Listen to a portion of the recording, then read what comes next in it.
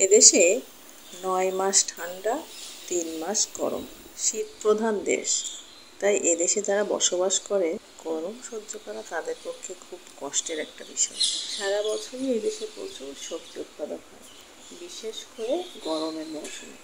বাংলাদেশিরা এখন প্রচুর সবজি চাষ করে, তাই বাংলাদেশিরা এই ৩ মাস ইতালিতে থেকেও সব ধরনের বাংলাদেশি সবজি খুব কম দামে প্রচুর পরিমাণে খেতে পারে।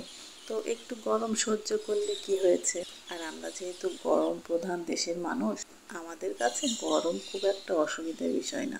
আমাদের দেশে তো ইলেকট্রিসিটি থাকে না, এ দেশে ইলেকট্রিসিটি যায়ই না, এটাই হচ্ছে পার্থক্য।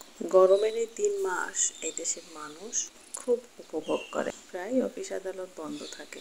এই ৩ মাস বাচ্চাদের স্কুল বন্ধ থাকে। যে সবজি ৬-৭ ইউরো কেজিতে কিনেছি, এখন সেই সবজি ৩ ভাগের ১ ভাগ দাম।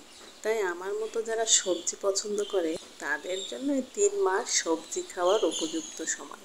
খুব ভালোভাবে মশলা কষিয়ে নিয়েছি। মুরগির মাংস দিয়ে খুব ভালোভাবে আরও কিছুক্ষণ কষিয়ে নিচ্ছি।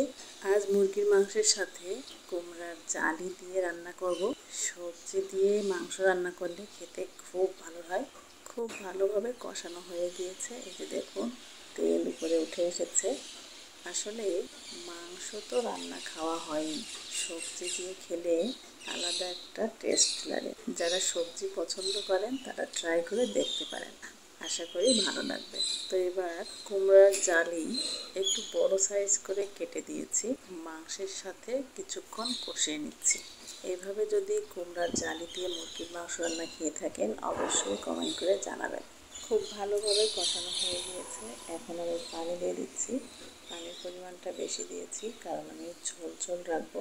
ঝোল ঝোল খেতে আমার কাছে ভালো লাগে, আর কুমড়ার জালিটাও সিদ্ধ হতে হবে। ঢেকে রান্না করে নিচ্ছি। মাছ দিয়ে শাক ভাজি করেছি, করলা ভাজি করেছি, ডাল রান্না করেছি, ডালের মধ্যে একটা টমেটো কেটে দিয়েছি।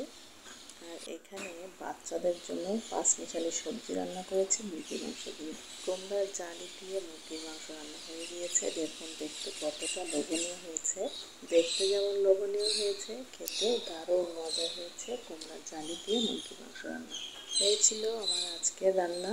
সবশেষে একটি কথা বলতে চাই, আমি বাংলাদেশে যখন গিয়েছি দেখেছি আমাদের আত্মীয় স্বজনদের অনেকেরই বাচ্চারা সবজি খেতে চায় না।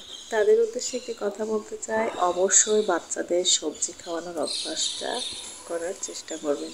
আমি যেমন ৬ মাস বয়স থেকে বাচ্চাদের সবজি খাওয়ানোর সেই যে অভ্যাস করেছি, এখন পর্যন্ত সবজি থাকবেই।